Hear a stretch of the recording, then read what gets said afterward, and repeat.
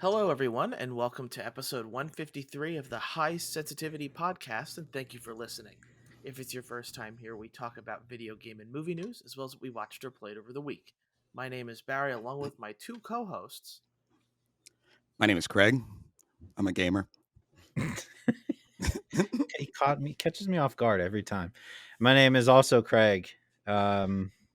I'm also a gamer. I don't even know what to say. I'm so caught off guard. It's ridiculous.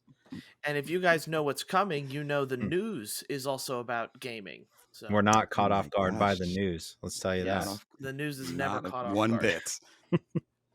So there's a couple things going on. First off, I want to go into some of the weird April Fool's pranks that Yes. game developers went and put some stuff out on. So overall, I think the funniest one for me was the Razer that the Razer gaming company went ahead and they brought out an April Fool's joke of a Razer in the shape of a mouse with RGB and everything like that. So the commercial's kind of funny if you feel like watching it, but it's this dude with just bushier eyebrows than me, which is hard to do, and just a beard, and he's just using a razor mouse to razor his face, to razor facial hair. It's actually kind of funny. So Razer, I like that one. That was actually kind of creative. The other one that I saw that was a little bit more funny was the Mozambique randomness in Apex Legends.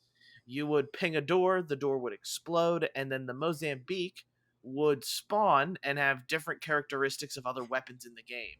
So the Mozambique is typically a shotgun pistol, and sometimes it would be a fully automatic alternator or an RE30, a 3030. So it's like it was kind of fun to see, like the randomness and how that gun kind of freaks out when you start making it, fire fully automatically. But overall, just be careful of all the fake stories you get, because there's a lot of fake stories on April Fools, and they're still out there. You can still find them, but Also, I don't know if you saw did you see the murder of Sonic? yeah, but that's an actual thing you can play. Yeah. It is. That was kind of like I think that was my favorite just because it was April Fool's, but actually it's a game you can download on Steam and play. Like that's kind of like that's pretty cool that they did that out of nowhere. Because everybody was like, "Oh, who made this?" And I was like, "Oh, Sega actually made this." I believe it's I haven't played it, but it's like a murder dinner party, I think is the premise. Ooh. And you're trying to figure out who killed Sonic. It's a very cool premise, and I'm definitely going to check it out. But I thought that was pretty cool too. It's like a Clue Sonic Yep. kind of thing going on there. The He doesn't only love other a murder thing, dinner party. yeah, the only other thing that I saw, but I couldn't figure out what it was about, is during April Fools, Santa Monica Studios changed their name to God of War Ragnafish, and I couldn't figure out why. And even today, when I went to go look and see what that was pertaining to, all the tweets are deleted. So I've got no clue. Like I cannot figure it out why they named themselves Ragnafish. But regardless, April Fools. April Fools. Yeah, my just friend. don't trust what anybody says on April 1st every year is Nope. pretty much it. Last of Us Part 1 on PC sucks is Yeah. what Yes, the it next kind of does. tagline is, where everybody with their $4,000 PC can't play a 5-year-old console game. Ooh, cry me a river. Get a and I just joke, PC gamers. I'm sorry you guys can't play the game because it's broken, but it also is just kind of funny how my $500 console can just play the game without any issues. And you're that's the thing about PC games, is they have to be, they have to kind of be flexible in a way that other games don't, because everybody's PC is different most of the time. They're not, exactly the same machine. So that game has been laced with bugs, crashes, and everything in between when it comes to it. The Steam reviews are mostly negative at this point because of how broken it is. They've said Naughty Dog's kind of come out and said that, hey, we're sorry, this wasn't what the release was supposed to be. We're trying to update it, and they've been sending out updates as we speak. So hopefully the game eventually gets playable on PC. But haha, PC players win for console gamers. I guess It's just so funny because during the Last of Us TV series, that's what Naughty Dog was reporting, is that they wanted to take a little bit more time to optimize it for PC because obviously of the love and tenderness that goes with that game, and still this is what the release is for PC players. Yeah. So I mean, in general, I'm trying to think if like a lot of the Sony ports haven't been that great at launch on PC, right? No, the God of War one was fine. Was I okay? believe so was Horizon Zero Dawn, if I remember correctly. Spider-Man was also pretty fine. This was one of the first ones I've heard that like absolutely tanked. Yeah, it's bad. The way it has. But also like I never played those games on PC because I play them on PlayStation where they run fine. So I don't necessarily remember those games coming out as buggy. I feel like they did, or like I think there was a few that did. yeah, I just can't remember their Days names. Gone, I think, was a little iffy when it came out. Well, I that mean, that game's Days iffy Gone. today on console. Yeah. I like Days Gone, and I'm not surprised to hear that though. True.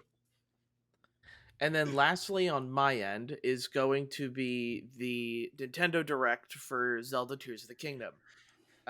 Just kind of putting it down lightly, is there is a new looking Switch, a new OLED special themed edition Tears of the Kingdom. It's boring. Any of you that get this one, you're just complete and utter Nintendo brainwashed fans. I don't know what else to tell you. It's not. It's not appealing. I don't know. It's just not cool. The Pokemon one I have is cool, but Nintendo fans are brainwashed. And anything that comes out Nintendo, they start foaming out the mouth for and pushing each other around for it. So I like the controller. I thought the Pro controller looked all right, and I thought the Joy-Cons did as well. The Joy-Cons look good. Yeah. But like the designs on the back and the like the dock itself just all look very plain. Like there's not much to it that I enjoyed, at least. And then we got to see about 10 minutes of gameplay. So gameplay wise, the game, and this is kind of the thing that most people have been alluding to as well. The game looks a lot of the same. It looks like practically the same world with some floating mountains, the same music, the same little sound noises. The main thing that it seems that they're going for here is, I guess, creativity, in a word, is what they call it. Like, they showed off a couple of Link's new abilities. Like, you can pass through the ceilings of stuff. So if you're in a cave and let's say it sucks or you suck and you're about to die, you can, as long as there's an upper half to it, you can swim through the cave and land up on the top of the mountain. It's a little strange. And then the other one is like Ultra Hold. I can't remember. It's pretty much glue. It's you've discovered glue, and now you can stick things together. And they kind of showed it off by making a boat out of just some random objects, and then also there was fusion of weapons. So yes, it looks like you're going to be working with more bare bones things now. If I had to like imagine where it's going, where you're going to find a lot of sticks and boulders that you're going to fuse together to create a murder stick ball. Yes. It is kind of all over the place, and I don't mind the creativity, but again, like after seeing this game, I was like, okay, it seems like gameplay wise, you guys have been at least creating or thinking of stuff, but it doesn't look any different from the old game. This looks like it could have been it looks like these abilities could have been added in an update, kind of is what I'm leaning toward. So really the only like saving grace that there may be for this game is the story. As long as it's delved out in, I'd like a more linear or obvious direction of story, rather than just broad strokes. But we have to see. I think a lot of people, and based on Twitter reactions, would say that they're kind of underwhelmed, but still excited for the game because it's, well, Zelda. Yeah.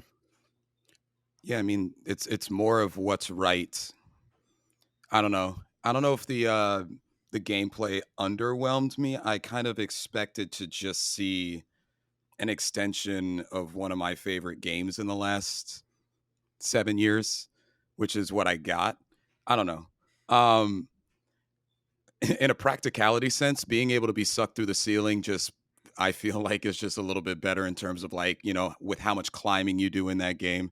I got kind of excited Yeah. just because of the amount of times that I was climbing while raining and how many times like it was just hard to get to certain areas depending on how much stamina you had within the game. It wasn't like blown away kind of stuff. I'm interested to see how the meshing of weapons happens on the over the long run, because like are you essentially just gonna hang out with one weapon and just continuously add rocks, or like how does it work? um and I don't know, I guess the height of being able to kind of just explore upwards, I think will be a nice change. But like I'm with you, Barry, on the story. Like I actually I'm not sure what I'm with. I don't know. I liked them being like you can just go to Ganon or you could explore essentially in any way you wish. We kind of point you towards one direction, like go Zora, because it's like closest from where from like the village that you go to. But like part of me also would be interested to see a different route in the story. I don't know. I don't know how to feel, and we're essentially almost a month away. So Now, I was about to say, Craig, you are our resident lover Resident of all Zelda. things Zelda. Yeah, so how Mhm. I need to know how you feel about this game. Well, if the original for me, like when I played the original, tried it, and I was like, man, this is a lot of work. I feel like when I watched this game, I'm like, oh, they just gave me more work to do. So I'm like, the thing that I didn't like in the last one, they're like, here, do more of it, be more involved. And I'm like, I don't want to do that at all. I mean, it's pretty well documented. I prefer like a more linear story than open. I'm still gonna try it, but I saw a lot of the same things. Right, I saw the climbing with stamina again, and I was like, oh my god, can we not? But the verticality looks cool, so I don't know. Maybe it's fun, but I'm gonna guess that I'm probably gonna play it for like an hour and be like, I'm done. Like the last one. I don't have much faith in me liking it. I'm more interested to see if when this comes out, if everybody's like, yeah, it's more of the same, but it's awesome game of the year, or if people are like, I wanted more from this. That's what I'm interested about. I have something to tell you too. Okay. All right. I think I'm So prepared. I'm a little disappointed in myself. You guys kind of already know because obviously we have a chat group between us, Mhm. but I did land the pre-order for the collector's edition via Amazon. I believe it was only available for 20 or 25 minutes, which is like classic high demand, high volume Mhm. scalpers kind of thing. And this is like a small rant. It's not a large rant, but it's kind of similar to Craig's pre-order rants that he Ooh, has. yes. And I already pre-ordered the game from another vendor, like way back, and I was like, I'll do the collector's edition and I'll hang on to that pre-order because you never know what happens.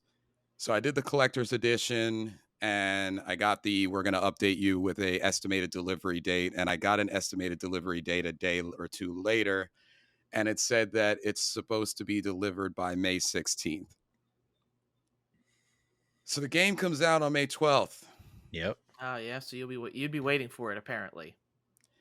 And I don't wanna. Yep. There's like 5 games this year that I didn't want to wait for. Like I'm pretty much mellowed out unless they have some insane game announcements coming up in the next 3 or 4 months. I'm pretty much 5 games this year. I'm like trying to play. Like I'm really trying to play day one. This is one of them. So now there's the conundrum. Do I Yep. spend $200 and like just play the edition I got that's going to arrive on May 12th for 4 days, not be able to return it because I opened it, and then get the collector's edition, or do I just cancel the collector's pre-order? More to come on what my Yeah. decision is. Like I'm almost, and here's a proposition to you, Craig, if you're not that excited, I'm almost, if you don't care about plastic wrap, I might wait to just get the one on the 12th. And if you don't care getting an open copy, I'll just give it to you so you can just play it and have something to, and I'll just take the collector's edition 4 days later. This is all just like freestyling my Yeah. thoughts, but there's that pre-order conundrum that I'm in particular right now, because like I was hesitant to pre-order it anyway, the collector's edition. I was like, there's nothing really. But then I still maintain the same level of excitement for the game. And I was like, let me just do it. It's available. It's one of those like, well, it's going fast. And I bit like a stupid consumer. So now I have a mess on my hands. So. Well, it's the same thing that I said before with the Hogwarts thing. If I'm paying extra money for a collector's edition, I should get it the day it's released. It's the same issue with Hogwarts, where mine came like 5 days after release. Like, if you're paying extra money for a extra edition, there should be no excuses. It should be in your hand the day of. I just don't see how like that is ever a consideration. We're like, well, we'll get it to you when we get it to you. That, I mean, I almost can understand that if you bought the normal edition, but the collector's edition, I don't think so. That should be their day one. Yeah, they're your hardcore fans. You'd want to, right. You'd reward them for being hardcore with the game on release day. But those kind of things are all over the place. I'm kind of surprised that where the place where you got it from, Craig, like they're usually pretty on time. I usually never have any issues. Yeah. With that vendor, but maybe I just don't see why a 4-day delay. Yeah, that doesn't make sense. Thing. So announced already. Like it's April now. It's just I don't know why they. Yeah, who knows? We'll see. But speaking of game announcements, I'll let you guys talk about probably the next biggest piece of news that we have. Yes. E3? Yes. Okay. Ooh. E3's gone, everybody. See you later. Never going to see it again. Canceled. Maybe. I don't know. Yeah. I mean, it was so funny because like I like bookmarked certain news things throughout the week to bring up, right, when we do the podcast. And I had bookmarked like Nintendo is doing their own, Sega's doing their own, and it just kept going, and I kept bookmarking, and then it came down to E3 is canceled, and I'm like, yeah, no surprise there. Literally nobody's going to the show anymore, and like it's sad, but also like this is just where we're at, where every company knows they can do their own streaming event. They don't got to pay E3 millions of dollars to be on the main stage anymore. They can just do it on their own stage, broadcast it on YouTube or Twitch or whatever they want to do, and everybody's going to tune in. So yeah, it's sad because I never got to go to an E3. We've talked about that before, but like when you step back and look at it objectively, we don't need E3 at all. We really don't. We really don't. Yeah, E3 now would be more of helping indie, indie developers get their game out there or get it, being sold, especially right now where there are, especially Xbox and PlayStation, like buying indie game studios in order to release their games on their platform and getting a handsome sum of money for it. Yep. Like overall, and I know this is kind of hard to do, and this is kind of on the spot, like, but do you guys have any like E3 favorite moments that you've ever, that you remember, like and I'll go first just to give you guys some time to think about it. For the most part, it was the whole PlayStation and Xbox console war where they both announced the was it the PS4 and the Xbox One, and then the whole used game. And I think I've talked about it where it's like Sony made a commercial or like a thing in E3 that's like, oh, here's how you share your games with PlayStation. And that's when like Xbox was like, no, you guys aren't allowed to do used share, or play used games and stuff like that. And God only knows why they decided to go with that marketing. But that's kind of the biggest one there, like console wise. And then I think for me, like gaming wise, was probably either the return of God of War trailer or or Kingdom Hearts 3. So that was a big one. What was the second one? What was the second one, Barry? Kingdom Hearts 3, the trailer. Okay, thanks. I mean, the first one that comes to mind, and obviously it's because I'm a little bit older, was the PlayStation 2 E3 moment where they said the price and said, available now, pretty much, like, or available Friday, I think is what they said. To me, that was like one of the coolest moments when you were like, that was right after all. I forget who else was it wasn't Xbox, but whoever it was had a price that was extremely high. It may have been Sega Saturn, and PlayStation 2 just came out and they were like $199 available Friday, and then they left the stage. Like, to me, that was like the coolest thing. I'm like, oh my God, and like at the time I'm like, I got to save up money now. And I saved up all summer to get a PS2. But that, to me, like, that's the kind of stuff that E3 is known for and made it so memorable for sure. Yeah. Yeah, for me, I don't know if I can remember that far back, but wasn't Last of Us, like the original Last of Us, revealed at E3? I think so. Like that's over a decade ago. I just don't remember. There definitely, Yeah. it probably was a technical demo or something like that. Mm-hmm. But yeah, no, they probably did. I didn't see that anywhere on like the top 10 most memorable moments of E3 kind of YouTube collab. Do you remember the Wii reveal? Yes, I do remember that. Was huge. Everybody was like, was oh huge. my God, what is this? What is this? Yeah, that was wild. You know what's funny? That's maybe what we will miss from E3 going away. It's the collection of reveals all in one place within a specific time frame. That's where I think we're going to lose out as gamers, is that type of like where we were kind of thing, or where we were when we saw this, where we were when we saw that. Well, it was always the allure of the conference as well. Like, Craig and I talked about this way before we even started a podcast, but like we always had wanted to go to E3 for the sake of you made it. Yeah. Like you had made it in the fact, and also like you get to play the latest games that no one had ever seen, and all of the major people were there.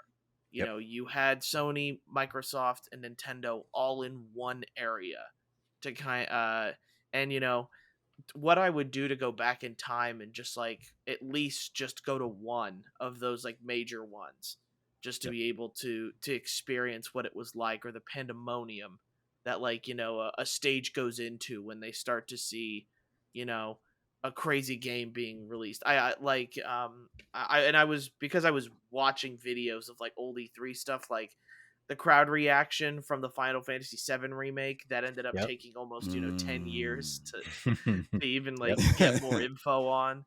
Like it was crazy. It was nuts.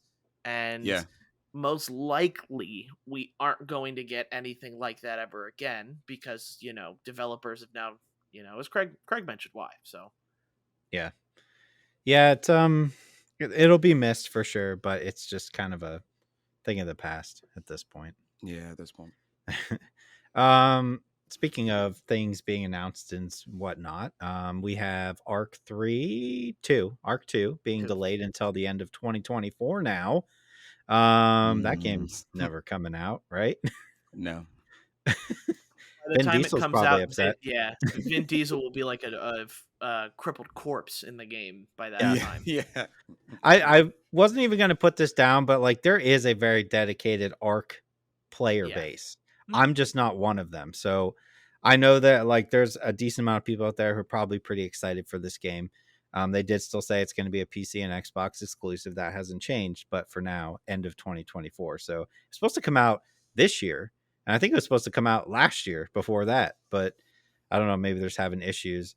Also along that line, there is rumors of a Metal Gear Solid 3 remake coming next year.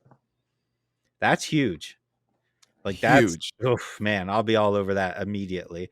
I would, God, me personally, like I really want them to remake the first Metal Gear Solid. Like I really want that, but I'll take 3. I would take all 3, 1, 2, and 3.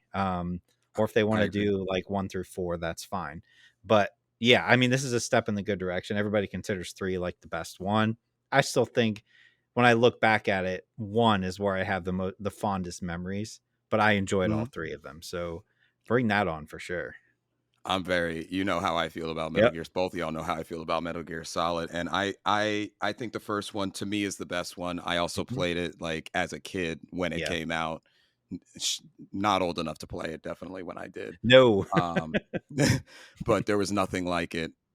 So if I'll take any, I'm with you. I'll take any of the 3. I really did like the 4th one as well, for what it did, but it's give me all of them, you know what I'm saying? And if they can Capcom them, then Capcom them. Like that should be a verb, by the way, for remakes Should. now. It should. 100%. Yeah, for me, like Metal Gear, I was kind of missed out on. I didn't play 1, 2, 3, but like when I discovered 4, Guns of the Patriot, that was like the next revolution in gaming for me. Yeah. Was I confused? Yes, I was more confused than probably anybody. And it's funny looking back at my time with Guns of the Patriot, because especially the final boss battle, I didn't get the whole Snake Eater whole thing. I didn't understand all of the flashbacks it was having to past games. I didn't understand it. All I know is, man, this game's fun. This game is fun to play, and it's crazy. So I'd love a remake just to be able to go and play those older games. Just because, those Metal Gear Solid's not only like a really, really good gaming franchise, but also it's been like memed to death. Just with people making fun of it, or people like using the whole TACCOM that you used to do to talk to people. So it's I'd love to see more of it, just to dive into another game that I never really got into because I was either too young or picked it up too late. Yeah, you know what they're doing? I just realized what they're doing, guys. They're probably just doing a remake timeline wise. Yeah.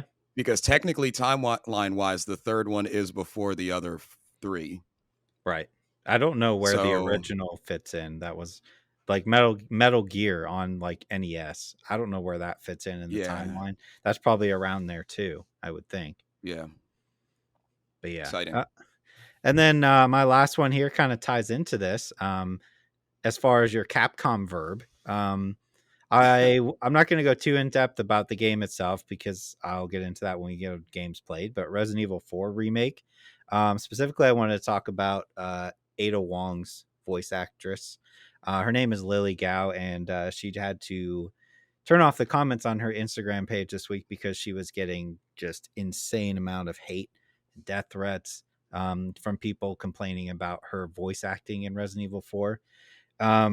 Without going like too far into detail, it's funny because I did have that written down as one of my cons on this. I thought it was kind of not the greatest, her delivery. She's not in it much though, maybe a total of 5 to 10 minutes throughout the game. But I did think it was a little weird the way she did the voice acting. That being said, nobody deserves this, and it's a problem that we've seen before with Abby from The Last of Us 2.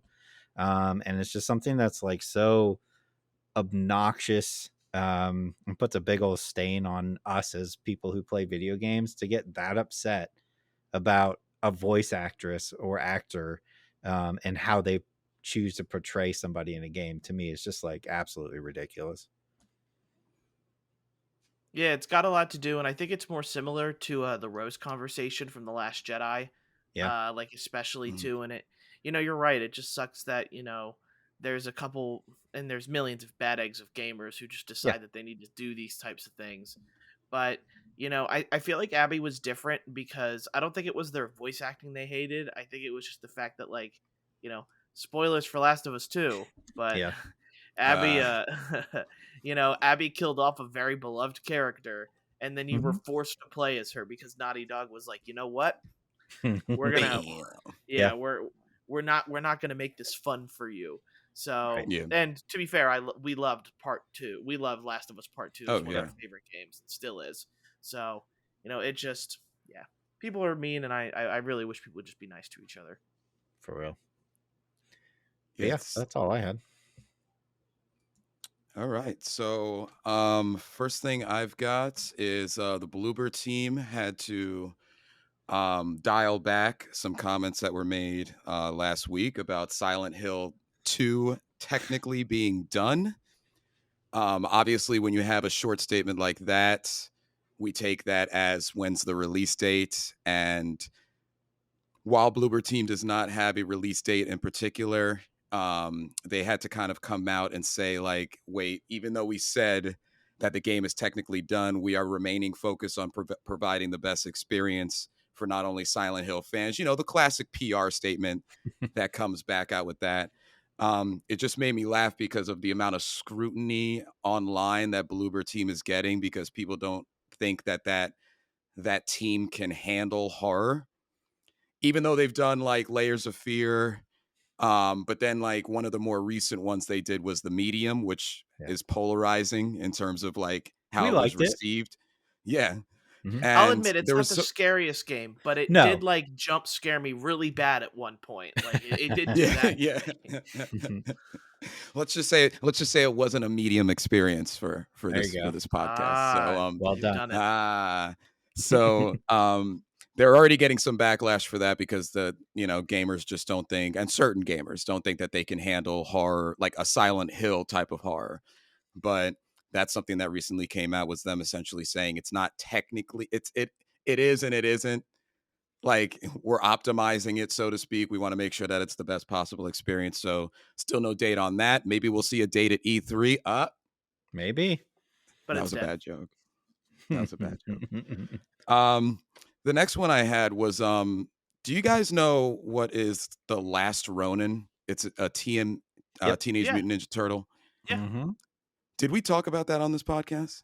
We had game? not. So yeah, the video game. Yeah. We did not talk about it. So like I don't know. I a lot of the, I'll be a little bit like a little bit warm to the heart here. A lot of the news things that I read, guys, I actually think of one of y'all in what I'm thinking about. And I saw this and I kind of remembered Craig's responses to just any latest Teenage Yeah. Mutant Ninja Turtle rendition that's come out. I think that and for those of you at home that don't know, The Last Ronin is essentially a graphic novel, and it is, what if all the Teenage Mutant Ninja Turtles were killed or died off by the Foot Clan, and there was one left, and there's like a kind of dystopian New York City that they're traveling in, and kind of basically avenging the Teenage Mutant Ninja Turtle, and of course Master Splinter's death. So it being 2023, we gamers and any just general media consumers like the darker side of a lot of things nowadays. So the fact that that's announced, or at least rumored, as to becoming a video game where we could play as a Teenage Mutant Ninja Turtle that wears a black mask, so we don't know exactly if one of them survived or just like adopted a different moniker or whatever. He fights with all four of the signature weapons. And what they're saying is they're looking to do, and I love when people do this, but they're looking to do like a God of War kind of action adventure kind of game. So I don't know. That excites me. Darker Teenage Mutant Ninja Turtles, no pizza, no one-liners, No, not pizza. Yep.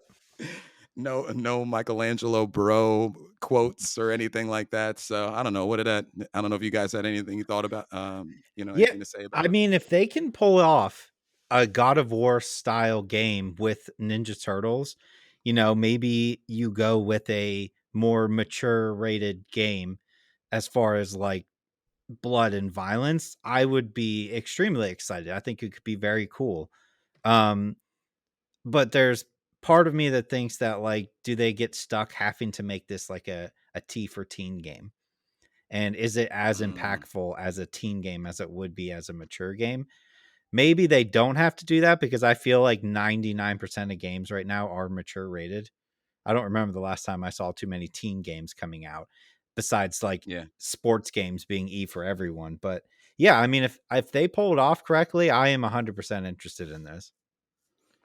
Yeah, I guess on my end of things, I heard that and I more thought it would make sense to be a game like Ghost of Tsushima, Yeah. where just because like he's gonna have 4 different weapon types, much like how there are different stances in Ghost of Tsushima. There's more of the samurai Ronin in Ghost of Tsushima. Like, everybody just wants to say God of War for the fact that it's that hook. It's like, what a God of War type game? Are you kidding me? Oh my god, I can't Come wait. in. Yeah. Like, no, I think I don't know. I think more personally the theme fits more like a Ghost of Tsushima, where it could be like a free open world type of game, or at least linear to a way, because Ghost of Tsushima was pretty linear comparatively to most open world games. So, like, overall, I think that makes more sense because it has more ties to it. But I'd love to see it, to be honest. I didn't grow up with Teenage Mutant Ninja Turtles, but I can get behind a darker, edgier story, I suppose. Yeah. for sure. Most definitely. I hope, like Craig said, that it doesn't fall into what would essentially be is a Wolverine Logan a good contrast, like, or Yeah, essentially any yeah. X-Men, any X-Men that wasn't rated R, or anything involving Wolverine that's not rated R. Like, I hope it doesn't fall into that type of aspect. It shouldn't if it's darker, Right. but I mean, when have we seen any mature rated Teenage Mutant Ninja Turtles anything? Right. That would I be mean, I don't almost the first of I, its. I don't want to completely rule it out if it gets a teen rating because the Batman games are good and they were teen rated. So you can do it. I Yeah. just think it has to be done with care. Yeah, And especially. hopefully it is.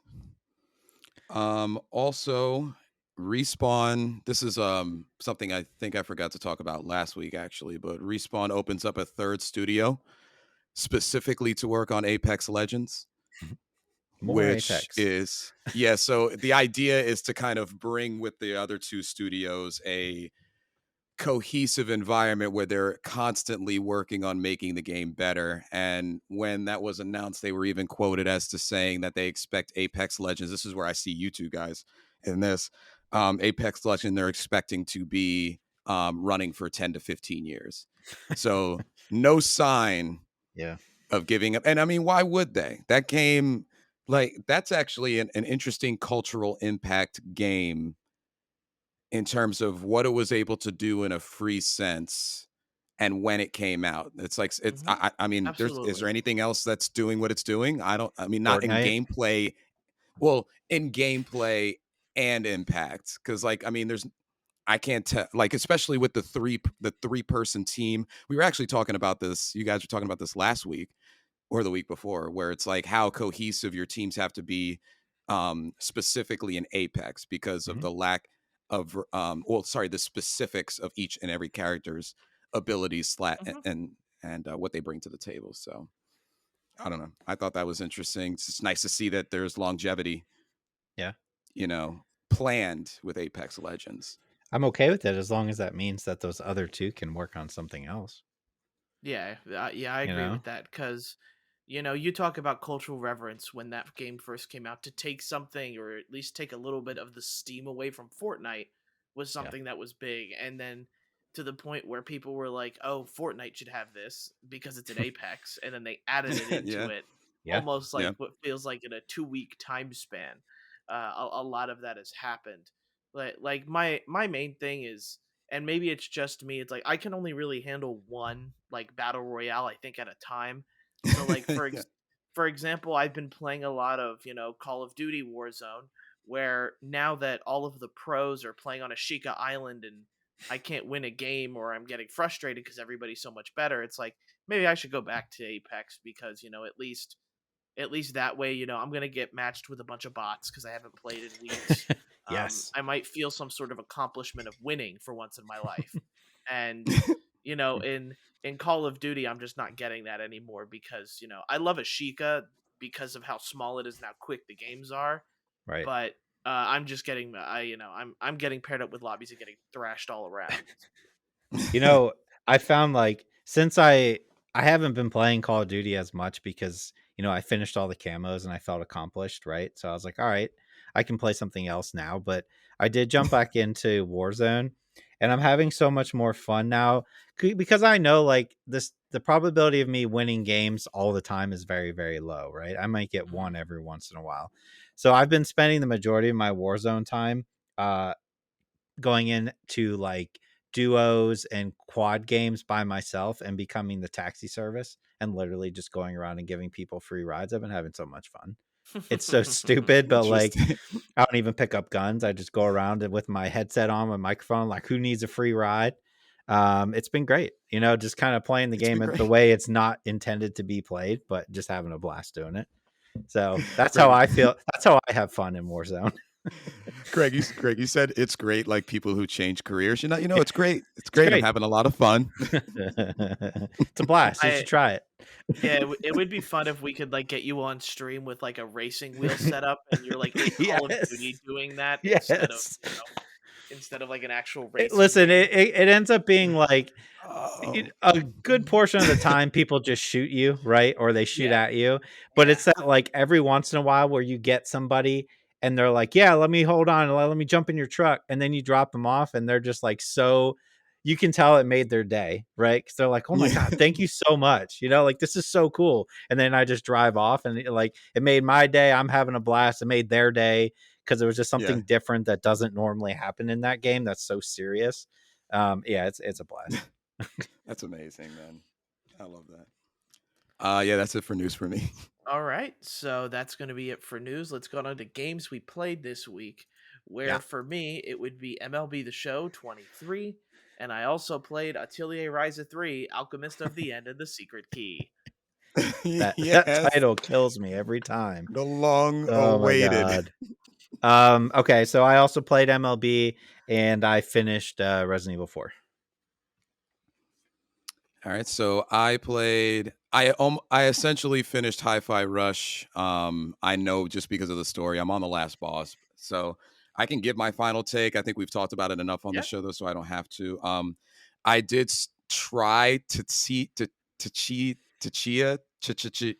You mean Chia? Chia? It's just Chia. Chia. Yep. Sorry, I really just emphasized that T. But I tried Chia for an hour. And then I also have my take, or not a finished take like Craig, but I did play Resident Evil 4 Remake.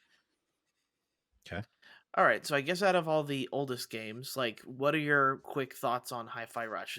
Did me and Craig hype it up correctly? Is it the best game ever Yes. made? Is it the second coming of Jesus Christ in Hi-Fi Rush form? That ending is amazing.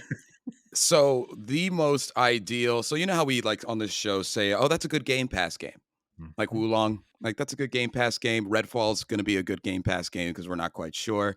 This is a Game Pass driving game. And I do remember hearing of people like freshly new to Game Pass to try this when they saw the footage of it. It's fantastic. There's nothing like it that I've ever seen. It appeals to rhythm based players. It appeals to people who kind of like those cheesy lines. The animations are great. The worlds are great. Everything's synchronized. I like stopping and playing around with him to see how the game catches up. When your inputs on the controller are different from the beat that's going, you'll see the hesitancy of him move so that everything just continues on beat. I enjoyed the challenge of it. I'd like to think of myself as I'm a rhythmic person that can suck at rhythmic games because I overthink.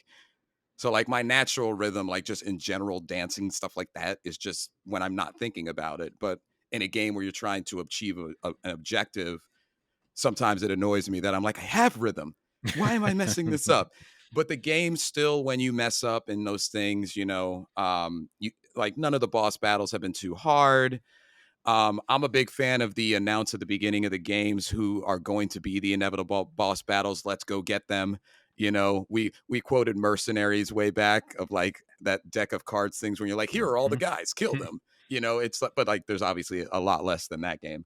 But I really enjoyed it. All the characters. I can't wait to beat the last boss. And there's nothing. I don't know what else I can equate that game to, which makes me feel really good about like my thoughts on it. Is I can't really put it to anything.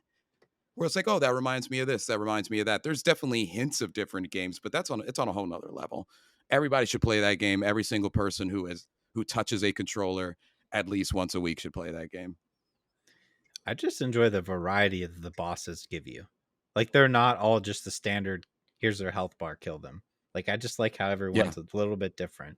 I even enjoyed the I forget his name, but the guy who turned into like a wolf near the end. The opera wolf. Yeah. He's great.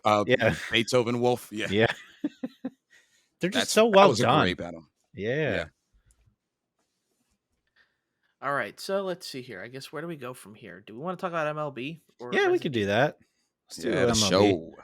So MLB The Show 23 free on Xbox and have to pay on PlayStation. Still nuts to me, but all right. Yeah, even though it's a Um, PlayStation game.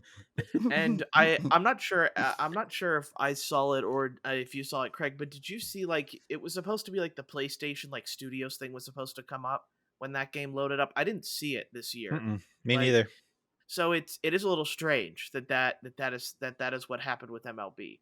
Mhm. But regardless of the small things, MLB The Show this year did come with a decent amount of improvements, but still feels like the same MLB game to me. Yeah. Um, Maybe it's because I'm just a super casual player.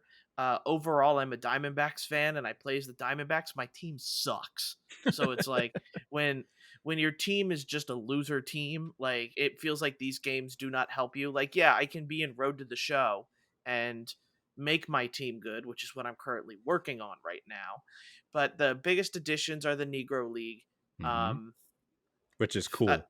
yeah, the Negro League is very, It's done very much very yeah. well. Yeah. Okay. If you're a baseball fan of like any sort of Yes. like in any sort of dimension of baseball fan, like me as a person, I like baseball, but I didn't know about the Negro League, and this game is teaching me like what like that league did for you Right. know Mm. for the sport of basketball and for African American people, Yeah. just in general. Stealing bases was never the same. So it like I mean, it's like just really, like the like Yeah, it yeah. was. It was. Yeah. like yeah, that's one Yep. of the impacts. But anyway, okay. Hmm. But it's just so much fun because the guy that they have doing it is also like the president of the Negro League Baseball, and he just comes in with so much enthusiasm. You Yep. can tell Mhm. he loves it, and and the fact that these are just like these fun moments in time. I never knew that there was a time in baseball where a pitcher called in his infield and everybody to sit around him while he struck out the side.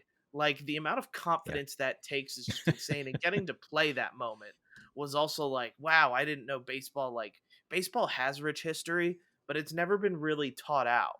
Like Right. it's in, and this is kind of leading into just a weird thing I never thought I'd go into, but like school doesn't really teach you about the history of sports at all, despite the Mhm. fact that sports are so much Yeah. of our money, our daily lives. And the Negro League is kind of this big important part for the African American movement. And Mhm. Jackie It was. Robinson especially, then in Right. Yeah. then to the MLB, it's all really insane. And I Integration. I can't Hmm. imagine like to the people that love this stuff, like they probably have an admiration for it that I can never reach. And the Sure. fact that the Negro League did it in such a fantastic, like the Negro League play is just so much fun to do for just a Mhm. casual baseball fan while it teaches me baseball history is awesome and I love it. So Yeah. I find myself going back to that game just to continue to do more of like the Negro League stuff because it's fun. Yeah. Yeah. I mean, I feel like everybody knows Jackie Robinson, but it's nice that, you get to learn about some other players that were Yeah. just as important.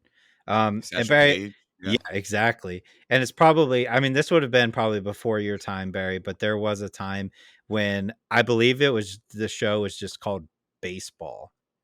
I believe I can vividly in my mind picture like this, like 20 or 30 box set DVDs of the history of baseball that came out. Hmm. And that was like a huge deal when that came out. And it was just like everything you could ever want to know was like taught out in the history of baseball. But yeah, this is like a good way to gamify learning about the history of the sport and make it entertaining and teach you about people you never would have known about probably without, like really on your own being like, I'm going to go dive into this and figure out who all these people are. But yeah, it's done extremely well. Um, the game itself, I agree with you though. Like it does kind of feel the same. I feel like hitting's a little bit better. Maybe it feels a little bit more smooth to me. I still feel like the players don't look quite right though. I don't know how if you feel the same way. They still feel a little off. I still think like as far as likeness, I still think NBA is at the top. Um, and I still think Madden's at the bottom as far as like likeness. MLB's in there somewhere. Maybe NHL should be at the bottom. I don't know. They look pretty bad too. The EA games don't look great. Uh, but yeah, I mean, overall, I'm having fun with it. It's a game that, like, for me right now, it's perfect because I finished Resident Evil 4 and I was like, all right, what do I want to do? I'll just play some MLB until the next game comes along. It's a perfect filler. I'm not a huge baseball fan, but like, I don't mind spending. I mean, it takes what, like, in 45 minutes to an hour to get through a game when you're playing. I don't mind doing that like once a day. It's a good time. Yeah, and like the system itself, it rewards you, especially like Road to the Show. I feel like the announcers don't repeat voice Yeah. lines as much as they did because I have played a couple games through it. But there's still Diamond Dynasty. If that's your spot, go ahead. I am not big into the whole buying and Ultimate Team stuff. I did that with Yeah. FIFA. I'll try to never do Mm. that again Yep. if I can help it. But like overall, it is nice to see that MLB The Show like 23 kind of took, I want to say, a gamble in saying that like this game mode, it like they put the time into it and it Yeah. shows, but are people going to play it was the gamble that I think they took.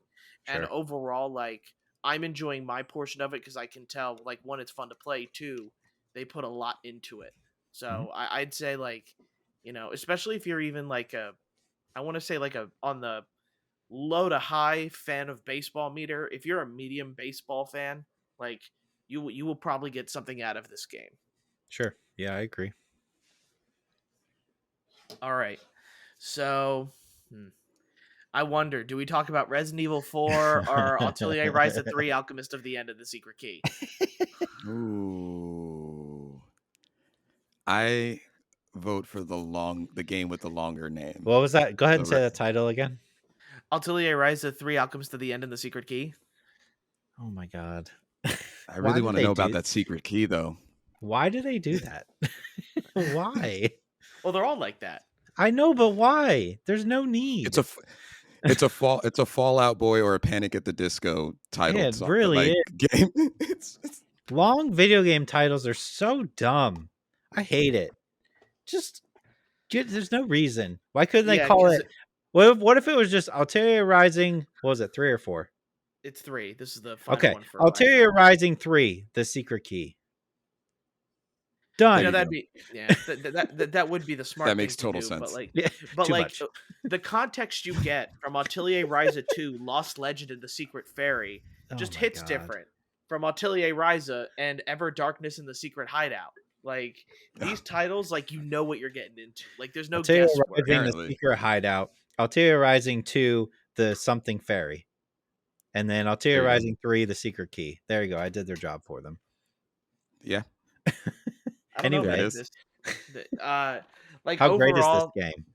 So overall, this game there's a couple good things and a couple bad things. Like I'll fully go into that as well. But better than have you finished any of these? Huh? No, I have not. I didn't think so. None of I've gotten enough to know which one is like where each one stands, kind of thing. Okay. Atelier Ryza 3, like overall, yes, is the best looking Atelier Ryza game. That's not, a surprise considering this one came out for PS5. The other two were made for both, and it was pretty much just a port. Overall, like Atelier Ryza 3, and the one thing that I'll continue to say is like I feel like this game would be so much more popular if they just put the money to get an English voice cast together, because it is a lot of like all it is Japanese and English subtitles. Like, don't get me wrong, like I like anime, but this is a lot. It's a lot of reading to do. Is it a sleepy time game? I find that the combat is fun enough to not be sleepy. Okay. Like sleepy time games for Barry are games when I'm even in combat and I want to go to sleep. Okay. What I like about the combat is it's kind of this weird in between of real time and turn based where you can attack like you kind of attack in intervals, and you kind of do these combos where like 3 circle row. Well, we're pressing like circle 3 times in a row is a combo. Then you can press circle and get into your skills and do skills, and that's a combo. And then all that really is there's like a timer on top of the enemy that when it's full, it lets you know he's going to attack. So you kind of have a really good idea of what's in front of you and when the enemy is going to attack you. This game is still like a lot of like just super JRPG. It has the super collect-a-thon of ingredients so you can synthesize potions and dynamite and fun things like that for you to use during combat. But just like, and I'm not gonna dwell on this game for too long because I know you guys are just like, Barry, would you just shut the hell up about Atelier Rise of Tell us about the 3? secret key. Yeah, where is it? Where can I find it? Is it like So a the se- keyblade? No. Are there you- romancing options in this game? No, there's not. Oh, I don't want to play it. Yeah, I Oh, bet. man. I bet you don't. Yeah, I bet you that's don't you. wanna play. That's you in a nutshell. If it was romance, you'd play this game in a heartbeat. You're making fun of me now. At this point, though, like Atelier Ryza, it's the final game for this Atelier, like Ryza. So it's 1, 2, and 3, and this is like her third final game. I get it. All right, I get this I isn't for you. get it already. Look, Atelier my Rise is God. Go on. 3. You know, it's Yeah. fun. I like the game.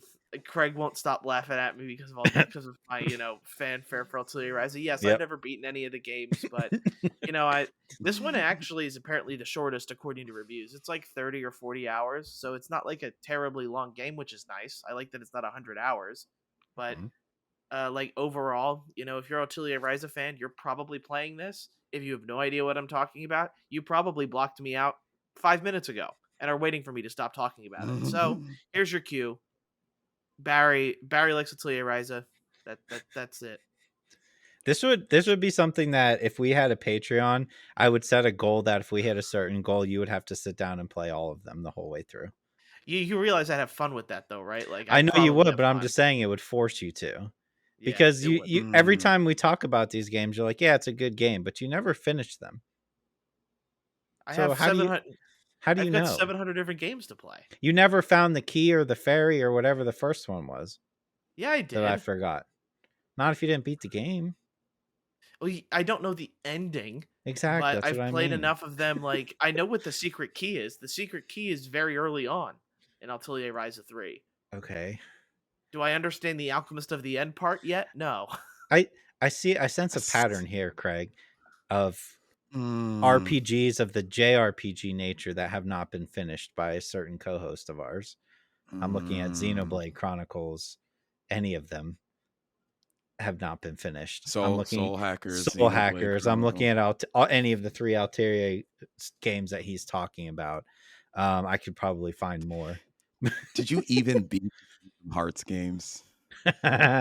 Those ones I know he has multiple times. Or did he read a synopsis? Oh no, he wrote the synopsis. He didn't read it. He wrote it. That I believe. He also has multiple fan fictions. You'll never find them. They're on the dark web. You'll never find them. Oh, I'll find them. And he did beat the Final Fantasy VII remake. I know that. There you go. And I beat Crisis Core. It's And you just beat Crisis Core. Like Yeah. the thing is about JRPGs is that they're very long, and Yeah. with somebody who's trying to review a game, it's very hard to play these games without getting roped into the next one. And to be honest, like there are so much better games than Atelier Rise. I like the combat. I think it's fun. I feel like honestly for me, I would probably get through one of these games if it was just in English. Like if I didn't Okay. have to read so damn much. That makes sense. With it. Like this is like the only game series I play that's only available in Japanese. Like it's one of those things where I'm surprised that they continue to release it in the US, but then never give it, an English voice cast. Like take Persona, for example. Like those games, they get English voice cast eventually, but Yeah. why they don't True. do it with this is beyond me. That's fair. Resident Evil. Resident Evil remake, the saving the president's daughter and Barry, taking you down didn't play a any secret- more of this, secret did evil you? church. Huh? I'm on chapter 2. I finished chapter 2. That's it. Yes, I was playing Atelier Rise of 3. Oh my god. Oh, All that's right. right. Craig, That's how the many game he was chapters did playing. you get through? I'm into 6. I'm not as far as I wanted to be, but Okay. I will explain. That's fair. So I bought the regular edition. For some reason, did not get my pre-order bonus, but that's okay. I did the in-game purchases of like the what is it, the Skull Smasher, Shotgun, Skull Chomper, whatever. whatever pistol that you can buy for like $2 on PlayStation, and then I also got like the extended treasure map. Okay. All through the PlayStation Store. So what happened is you have, and as you know, Craig, and Barry, there's a crap ton of stuff you can find. Mm-hmm. But I bought the extended treasure map, which adds specific things that are even more things that you can get. They're like highlighted without having to buy a treasure map in the game from the merchant. And number one, I love the game. It's going to be very hard for me to not put it in a top 5. Mm-hmm. I think maybe I'm just being a little bit like early on this, but no, that's fine because this is like your first playthrough of the game, right? it is. Like I did like once attempt where I got like as far as the village where the chainsaw guy comes, but that's not far. So this is my first like real attempt, like, and it's fantastic. And but like where I was going is the reason why it's taken me so long is there's a lot of stuff to find, and there's a lot of cool backtracking to do. Like for example, those green notices where you have to either kill the rats or do all these different things for the merchant. One of them actually requires fighting like a mini boss, if I can call it that. And if you obviously know what chapter I'm in, Craig, so you know what mini boss that is. So backtracking, what's really cool is like I'm not even halfway through the game, and I enjoyed, and this doesn't really spoil it, backtracking to the village, like the original village that you get into with the chainsaw guy. I thought that was cool. It looked different. Certain things were changed about it. There were villagers in different areas. When you get into chapter 3 and 4 and something different starts happening to villagers, and whoa, I was not ready for that. And if I know any video game, that's going to be something that's going to be for the rest of the game. So it reminds me of a character that I specifically hated fighting in Bloodborne. And it's because I get really perturbed by like the sprouting head kind of thing. And like for like that, I don't know, that just like unnerves me, which is good. That's why I'm playing this game. But every section is defined. It has its own personality, even though I'm still in the village. I'm almost at the castle. Or I guess at the castle. And I just can't wait to see what's ahead, because I kind of, over the years, talking to friends who have played and such like that, you learn about things of the game. So like, I know there's an epic knife fight coming up. Like I know some of these things, but I don't know the journey, and the journey I am way too excited for. It plays great. It sounds great. It feels great when you shoot. Running's a little bit weird. But they do have the quick turnaround, a little clunky, but like these are all like mild things in comparison to what the game is overall. It's got glowing reviews for a reason, and I'm just another positive Metacritic review, another positive Steam review, another positive every review. For it. I mean, it's considered the best Resident Evil of all of them. It's considered one of the best games of all time for a reason. Having like finished it and played through it again, it just reaffirms that for me. I'm like, yep, this is one of the best games ever made for sure. I just appreciate that, like, like you start that game and it's like villagers and Chainsaw Man and that kind of stuff, and like some wolves or something. But as you go on, like the variety of enemies are just, there's so many. There's a specific one that you'll get to near the end of the game that I'm super excited once you both get to that point and experience those guys for the first time.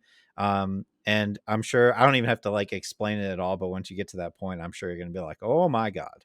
Like to me, it's just so fun. It's ridiculous. But yeah, that game, they did a fantastic job. It looks fantastic. They kept a lot of the one-liners that I love from Leon. Leon is the king of one-liners. He really is. And there's some good ones in there. And yeah, it was so good that like I finished it and I was like, do I play through it again? Nah, I don't know. Maybe we'll see. Because they always have that incentive of like, oh, if you play through it on this difficulty, you'll get this outfit or you'll get infinite ammo or something like that. But yeah, I think this is going to be a tough one. Even though I've played this game a million times, it's probably still going to end up in the top 5 somewhere at the end of the year. Yeah, I don't know, man. I'm Yep. calling it. I don't think that stance is lowering for me. So I mean, it's April. I think time to do our game of the years. I think that's going to be top for me. Yeah. Or one of the top. I will finish it, just so you guys are aware. I Yeah. am going to finish it. There is no doubt in my mind that I will. Just at a. Well, like this is I a game wanna for play you more and of this I, game. Barry. Yeah. I want to this is a finish this game. It's and I will. important for you guys to play through the whole thing, for sure. Yeah. It's one of those Yeah, games but, that you like, should. and it's not uninviting. No. Like there's no jump scares. The only time I've been Eh, scared is when I felt like I was being Yep. overran. there are. Oh, There's yeah. just not very many. There's a few. Okay. What? Game dropped. Can't play it. There's a specific one that everybody was like, are they going to keep it in? And they did. I'm happy to say that they did. Oh, great. It's like it's iconic to that game and to the Resident Evil series. Because like when you think about people are like the first Resident Evil was the dog jumping through the window, right? Like that was like one of the biggest things at the time. There's one I think I don't even know what it has a specific name in like Resident Evil fan. They're like, oh yeah, it's this guy. But yeah, it's there's a few. I wouldn't consider this game like scary, really. I mean, it can be like unnerving, but I don't think it's unnerving. There's some moments where you'll be like there's some moments where you're like, all right, I need to go flip this switch, and then you flip the switch and you have an enemy chasing you that you can't kill, kind of like a Mr. X. And it's like in a small confined section where you're gonna have to flip like 3 or 4 switches. Like that's about, to me, like that's about as intense as it's going to get in this game. It's not a Resident Evil 8 where you're hiding from a baby, you know. I consider that a whole nother level of horror. Was not ready for that. Yeah, like Resident Evil 4 is tame. That was the most, like, playing through that again, that's the most tense I got, was like that switch section with the guy chasing me, because I remembered I was like, oh, I can't kill this guy. I still tried to see if you could, but you can't. But yeah, it's man, that game's so good. I love that game. Yeah, and you know what? I don't know if they did anything different with the enemy variety, but there was one, and this will be the last thing I say. There was one specific moment where I had a couple of dogs chasing me. It was like chapter 4. It was when I was backtracking in chapter 4 or 5, and I thought I was smart, and I got the items that I needed to get, and then I came back out, and that's where I got attacked by like 4 dogs and a villager, maybe a second villager. Villager dead.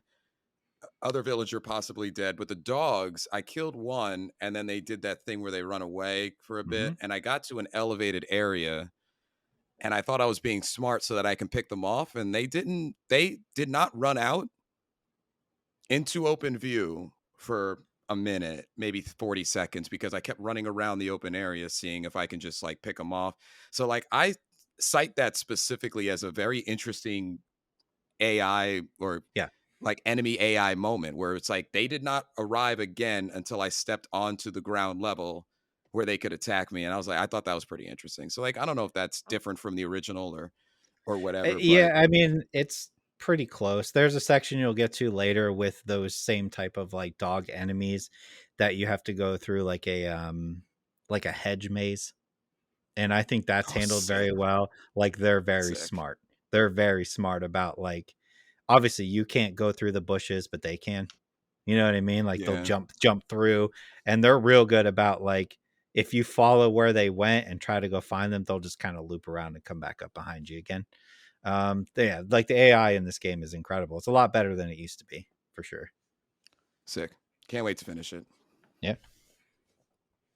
Were there any other games? I don't think so. I'll give you a better take. I'll give you guys a better take on Chia next week.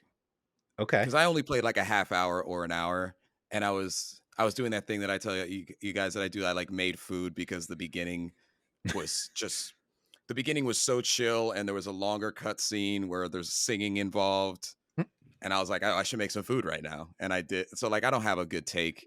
I have a meh take on it. We will wait on that one. I have to check that out too. Yeah, so do I.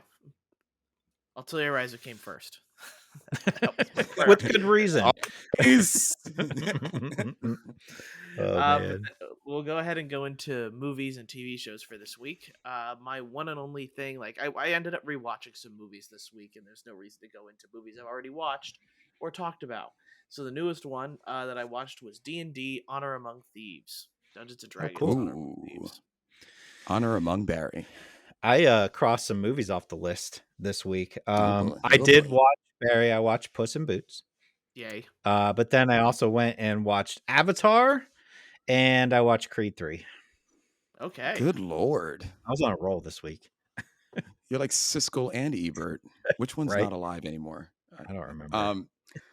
That reference I have- flew over my head. You don't know Siskel and Ebert? No. We gave you it 2 might as thumbs well- up when it's good. Oh my god! Wow, I guess that would have been All right. kind of before your time a little bit. Anyways, We're dating ourselves again, Craig. Or I guess I accidentally dated ourselves. So light week for me. I just watched the second episode of the second season of Yellow Jackets. That's my thing now. It's Yellow Mhm. Jackets, School Spirits. I've talked about in the last couple of weeks. I'd rather finish the season to give a full take on it, but I do recommend that show. And then don't laugh at me, but Love is Blind's 4th season came out. So Are you a Love is Blind I- fan? I'm a Netflix, like Love is Blind, The Circle, like all of those ones they put out. They just, I don't know, they remind me, they did the pandemic right with those. They just caught us during the pandemic, and a lot of people like me watch it. So yeah, Love is Blind guy. I I've never watch The watched- Challenge religiously, so it's kind of the same okay. thing. I was about to say I've never watched any of them. I have no idea if they're any good. Circle's good. I like I- Circle. Circle's probably one of the best ones. Mm-hmm. I feel like it'll never reach the pinnacle of New York with Boston and Yes. Yes. and whatever the other one dude is. Like that is my pinnacle of like those types Chance? of things. And Chance was his name. Chance. Yeah, Boston He had and his, Chance. he had his hat. Those Yeah. two were. How does his hat stay? Those I two don't were- know. It's those a two were, like, question my to this religion. day.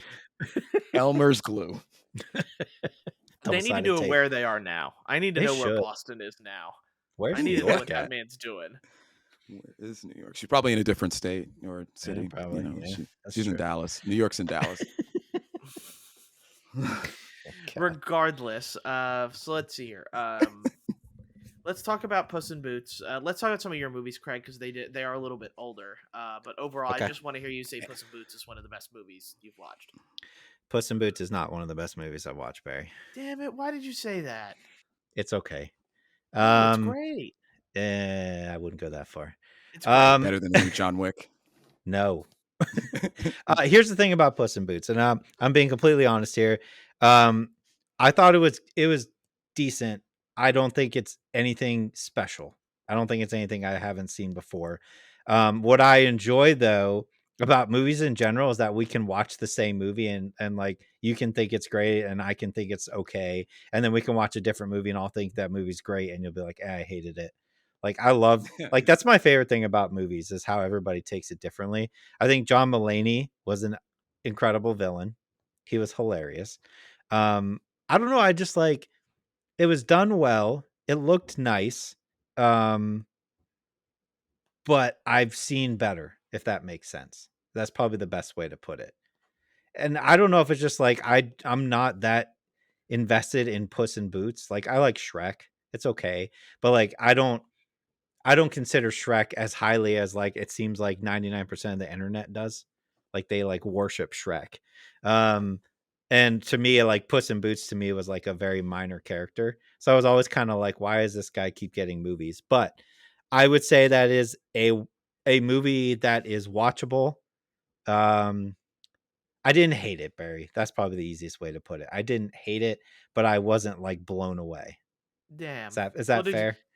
Well, Damn. what did you think about the villain though? Like He was did okay. you no, he's better than okay. all right. Ah, He's okay. damn it, damn it. I don't know. Like I got to the end and like it held my attention, right? Which is good. I wasn't like looking at my phone the whole time, being like, "Oh my god, when is this over?"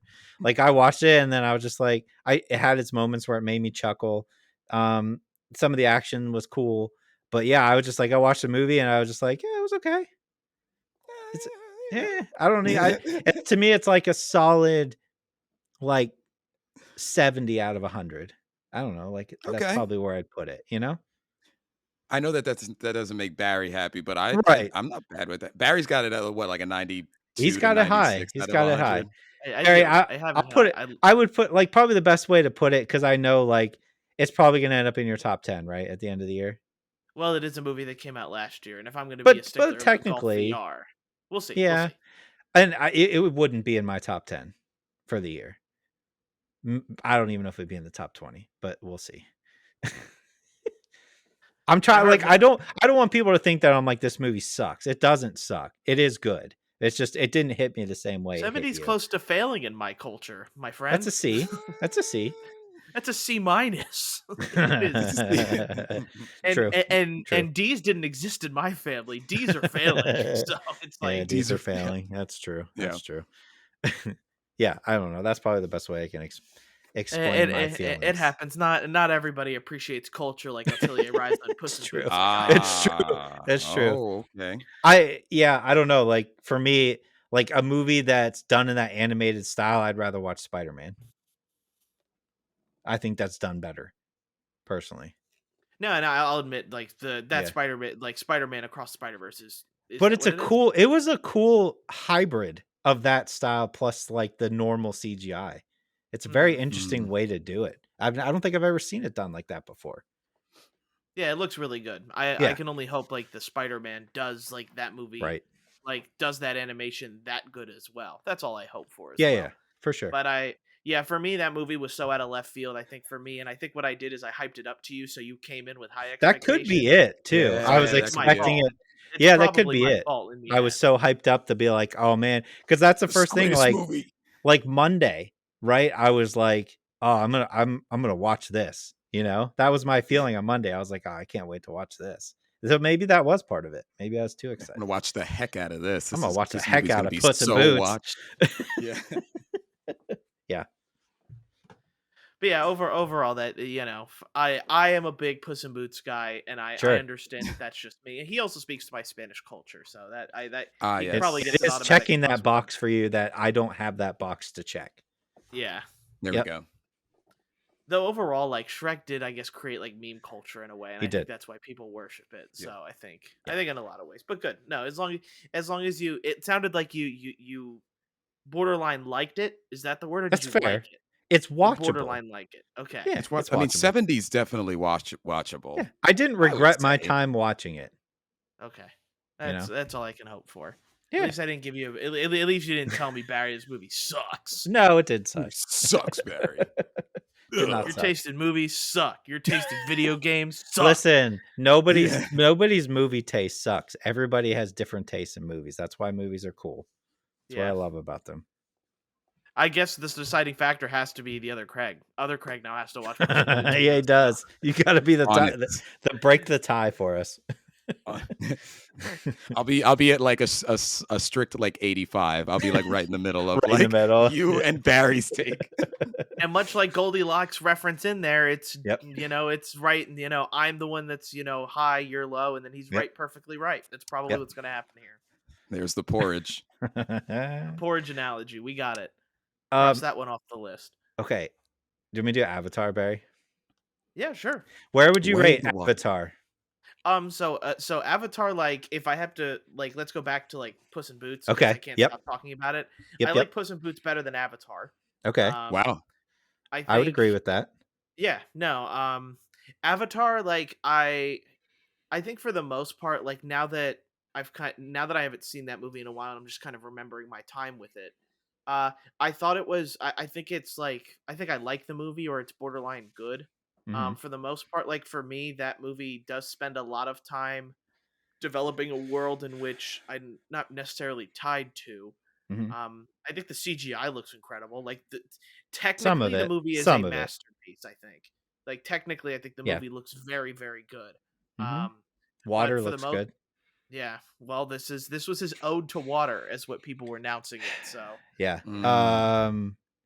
but yeah, I just want to hear what you think. I think I liked it.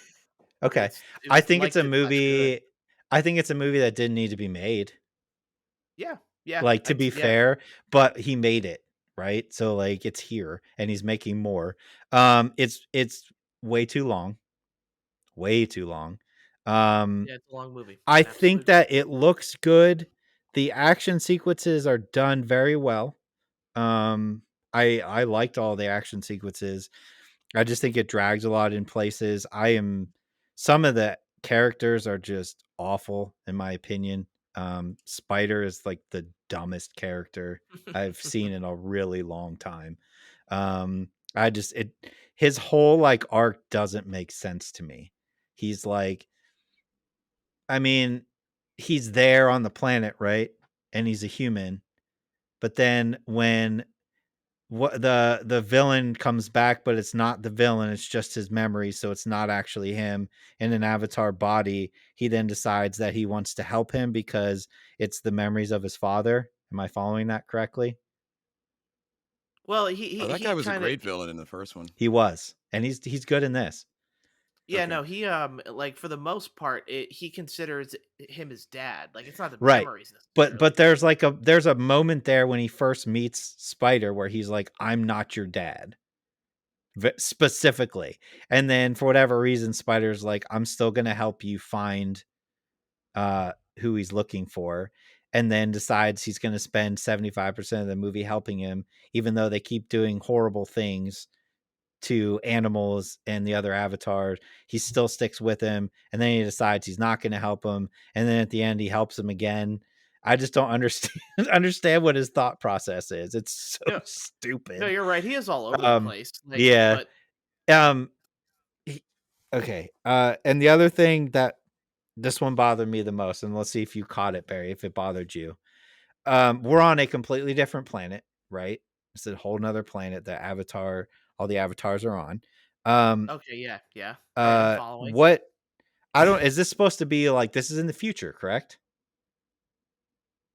Like, Yes. yeah, like, yeah, Right. technically, Future, yeah, not like yeah, now times, in the future a little bit.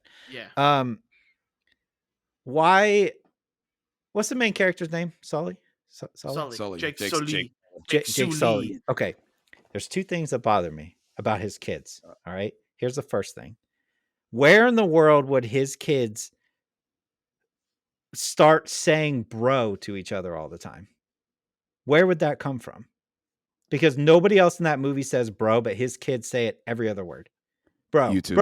bro. That's all I heard that entire movie. Second of all, with his YouTube. kids, and this is a big one for me, why do all of his kids have different accents? Why? Oh, I didn't notice that. Every single one has a different accent. One is just normal. One has a weird, almost like Jamaican style accent. The one who, the other one, the one girl, she sounds like, what's her name? I'm blanking on her name, but that makes sense because she's like connected to her or whatever. I don't know. I was just so thrown off. I was like, why are they saying bro? In my mind, like James Cameron's all about building this like world, and it's so in depth, and he does put a lot of time and effort into making sure that everything makes sense. Where would they have heard bro? I don't understand why they're all like every other word is bro. And I get that like that's culture now, right? That we live in. Yeah, Jake Sully probably showed him YouTube. But like he's never said bro in the movie, Jake. Never. But why are his kids all like, and it's just his kids. Just his. No other kids, just his. Bro. Yeah, everybody speaks very eloquently, and right, and they don't. Like, bro. And they don't.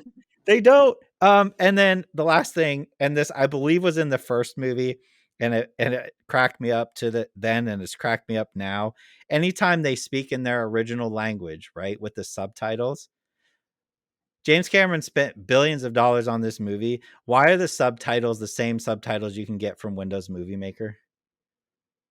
Why are it made me laugh every time I saw it on screen, because I remember when I was in like high school and I would make these videos in Windows Movie Maker because I would use that font.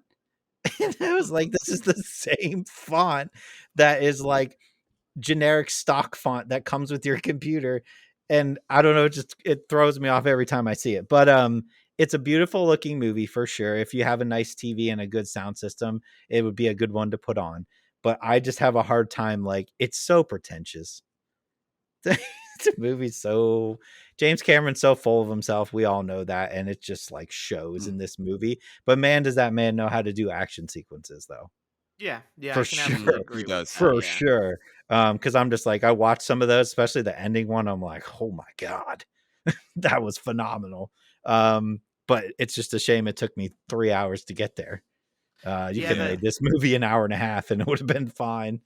yeah. That's how I feel about like specifically with this movie. Like you're just kind of Yeah. tied on, and then whenever an action sequence comes on, you're like, "Yay, finally!"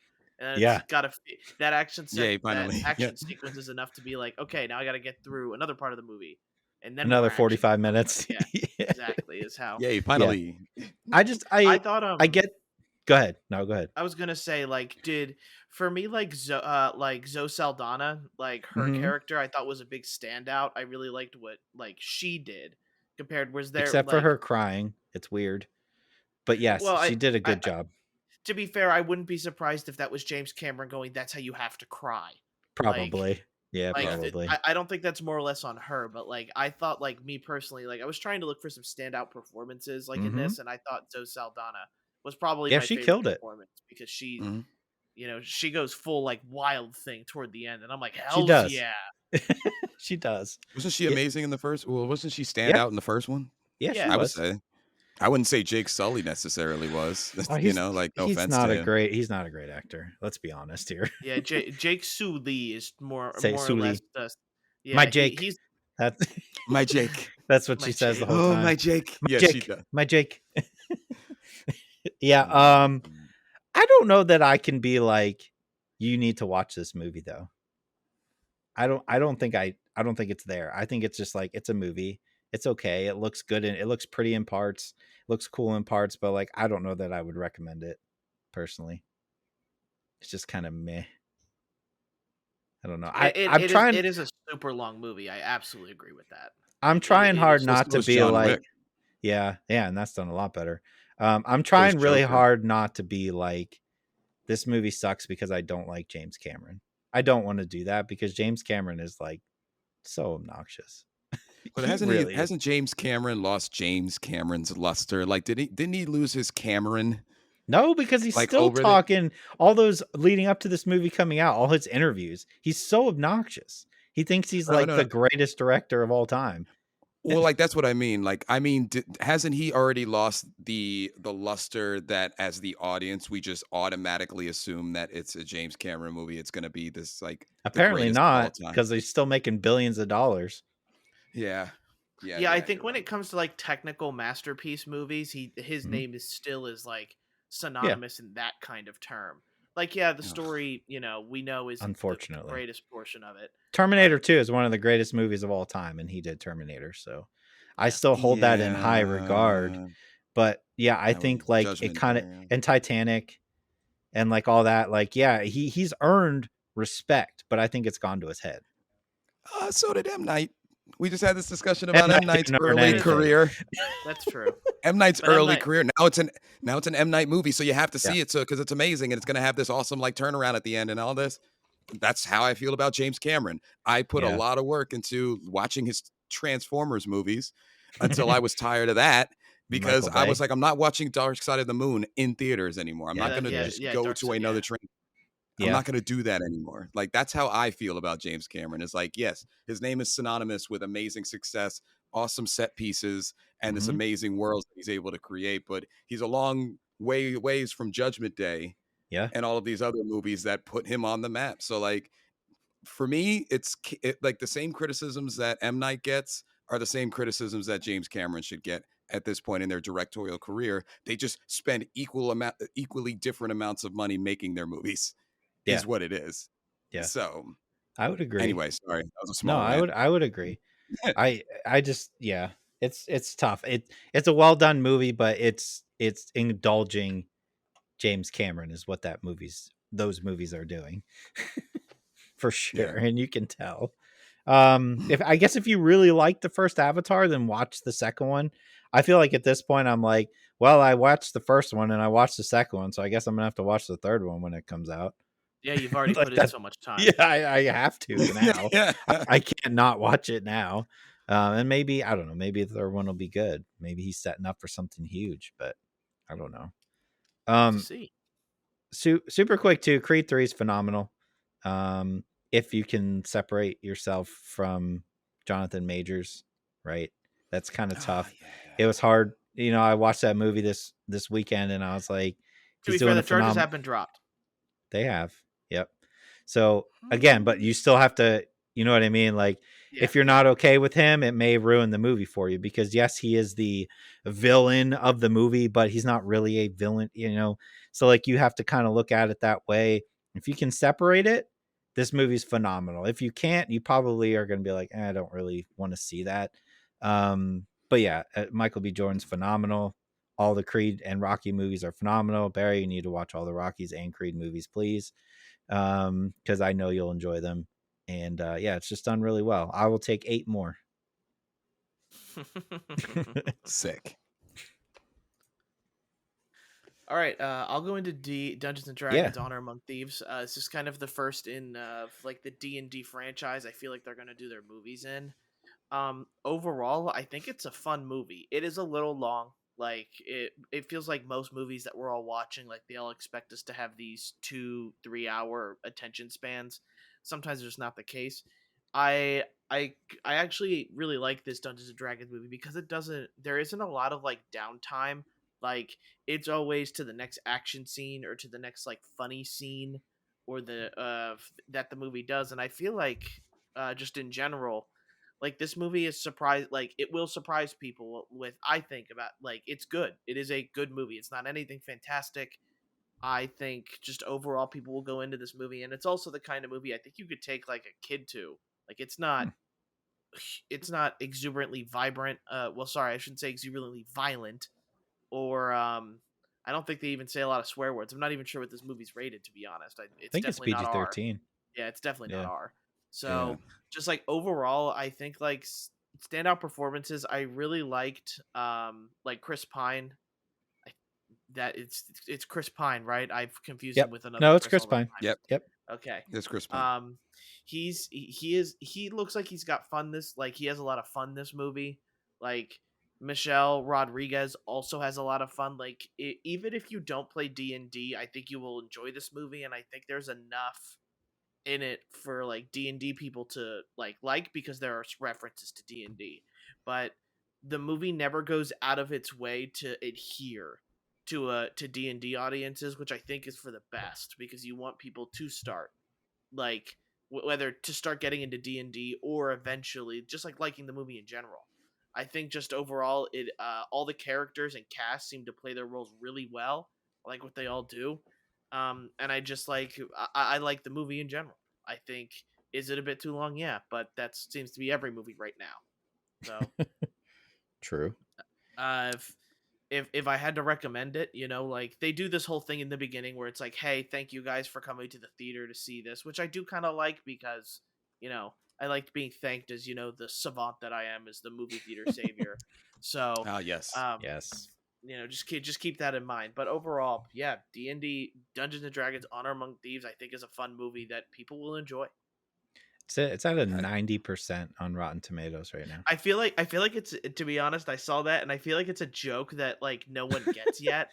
But like it truly isn't like the type of movie, and I feel like John Wick is sort of like this too, where John Wick doesn't spend a lot of time like trying to do this whole huge expose and like making you listen to somebody talk about something that doesn't make any sense or is useless for 15 minutes before getting to the next action thing.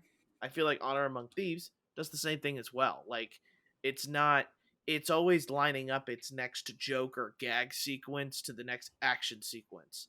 And I think overall, like it's the fight choreography is fun. The magic in it is fun. Like overall, like I can see where,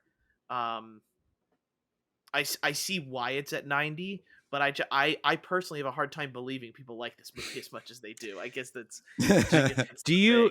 do you think though, because that's at a 90, John Wick's at a 94, right? Do you think we've hit the point where it used to be that it was like, you know what, every movie's at least 2.5 hours, right? And everybody was kind of, and a pandemic helped, but everybody was kind of not going to the theater as much. Do you think it's helped with these two movies to kind of put that emphasis on, like, when we go to the movie theater, 9 times out of 10, I'm going because I want to have popcorn and I want to have fun. And I feel like these two movies are the perfect example of that.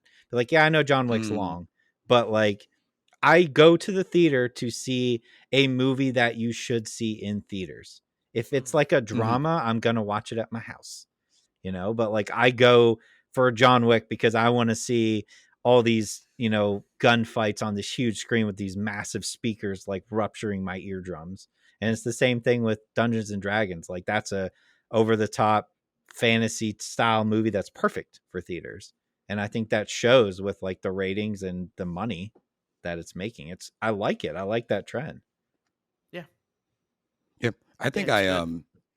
I'm excited for Chris Pine, and I just realized that I've accidentally seen like a lot of Michelle Rodriguez's like career, like Yeah, just like she's been in she's a lot great. of stuff that I see, like Yep. even just outside of Fast and Furious and all that. Like I tend to like stuff that she is in. I mean, she was in SWAT. Mm-hmm. I liked her in SWAT. Like she just plays like just a awesome, strong female character in wherever she is. So She knows what her I type of role is and she sticks to it and she does it well. yeah, and she does it well. She's very good at it. She's very, Mm-hmm. very good at it. So, Yeah. Yeah, I think um, just like overall everybody does a really good job in this movie. Like, Justice Smith, you really haven't seen much of him since Detective Pikachu Yeah. in my eyes, and he does like the one thing that I want people to go into this movie kind of knowing is like none of these characters are going to deliver some thought-provoking performance that like is going to change your life. Like it's a D&D movie, and it's like, the characters are all very simple, and I think I like that because they don't need to spend all this time like, explaining why this character's so deep. I just enjoy it, that the fact that it's just, kind of a movie that doesn't, it respects my brain time, and it respects my you your know brain time. yeah, and doesn't like I tire like me out. that. I guess it's not a sleepy movie. Yeah, That's I like fair. that. Um, all right. So very quickly, Yellow Jackets, watch it. Yes. Um, just watch it. Episode 2 came out, and the story is really kind of diverging into how each particular person who was involved in that crash and inevitably in the wilderness is affected by it as an adult. And I mean, without ruining it, they're really getting into some darker portions. So season 1 kind of shows you how this soccer team um, is dealing with being in the wilderness. I know I talked about it last week. Season 2 is kind of showing after food starts dwindling, natural survival tendencies for humanity. Essentially, it was when you take away all our amenities, regardless of whatever age we're in, how we react when we start seeing some of the major necessities start to go, and psychologically how we try to deal with the fact that maybe help's not coming in the first month, and like subsequent months, like help is really not coming. What do we do? And Elijah Wood is making his presence known, which is sick. It's really interesting how his character is being developed. They've kind of just been piecing him in, and you're going to see him kind of throughout the series, the second season as well. It's a great show. Watch it. Just remember, like Craig and I said last week, you do have to pay for Showtime to watch it, though, Yep. and it is like $11.99 a month. So that's the only thing that I cannot make you do if you are interested, like I was. I just am buckling down and just paying for it because that's what you do now. You pay for a certain streaming services, and you pay Yeah. for them until the series is done, and then you cancel it or you continue. Showtime, to be honest, I don't really think is offering much else that I'm interested in. I kind of looked and I was Yeah. like, "Dag, I'm really spending $11.99 for this show. It is worth it though." Yeah. To It follow is. this story in real time instead of waiting, because I don't think I can wait for this show um to find out what happens to these ladies. So Nice. and then Love is Blind. Love is Blind is a bunch of people who meet, and their goal, they did not find love in their life. So essentially what they go through is a speed style of dating where you get in these what are called pods, and you start talking to each individual to try to find out who you would want to marry within a very small amount. I'm pretty sure it's like a 90-day period. So essentially, for people like Barry who may have never seen it, you speed date, you pick somebody that you actually are going to, at the end of the speed dating process, uh, get engaged with. And then you live with them for some time, normally in a Netflix provided area, engaged. Then after that honeymoon portion is over, where you're kind of living with, and you don't have to worry about your life or your work or anything like that, you actually travel back to the real world. This is where you start to see like reality set in, where they're no longer on a honeymoon type of thing. And yet they have to figure out how to live together, or they have to realize again that, hey, I had a job before this. You had a job before this. Like, what are we going to do here? Are we moving in with you? Do I work like remote? Do you work remote? Like, how are we going to do this? And then they get married. And then, so what I'll tell people is it's great to just it's captivating enough to watch, because like any other reality series, you have the people you like, you have the people you hate. They tend to pick a good amount of those where they have their villains. But what I will tell people is the best part and the reason to watch the show is to watch people fall in love that quickly without seeing each other. That's the whole thing about this. Love is blind because you don't see, you're in pods and you talk to the people, and you have to make a decision about marrying these people based off of your emotional, mental connection. And then you see them when you actually, so like you get engaged before you see them, and then they reveal who you got engaged to. So that's a huge part of the show.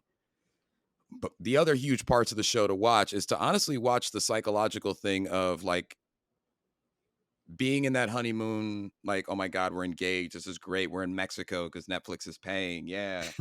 And then watching people have to go back and be like, oh, snap. How am I going to integrate my life into yours? You work in Seattle. I work in Montana. And we agreed, we signed something with Netflix to at least get married. So like, how are we going to do this? So, that's the interesting thing to figure out. And then honestly seeing the parents, because a lot of these people who got on the show did not tell their parents that they were either doing the show or getting engaged.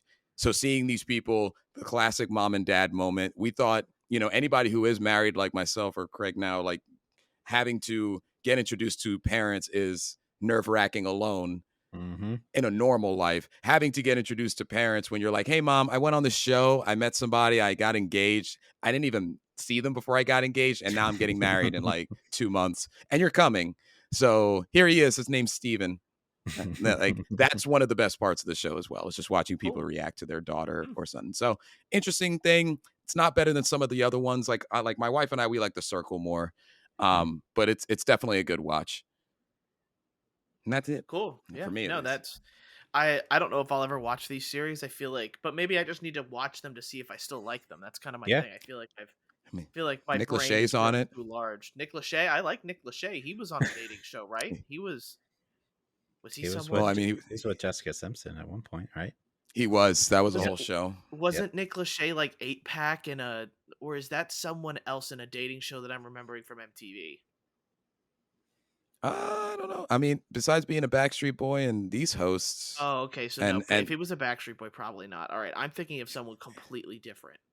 He did have a Jessica Simpson run where there was a show of him being married to Jessica Simpson, and Jessica Simpson was still like really in prevalence musically and looks wise at that point. So yes, that was another MTV show there. Well, what's not an MTV show is this podcast. So we're gonna go ahead and stop the love talk here, and thank you guys for watching. So we appreciate if you guys would just share the podcast with your friends or review it on your podcast platform of choice. You can follow us on Twitter, Instagram, or Twitch if you feel so inclined, and you can email us at highsensitivitypodcast if you have any questions or feel like we got something wrong or missed something, that kind of thing. Feel free to email us. So, other than that, again, thank you for watching, and we'll see you guys next time. Bye. See you later. Later, guys.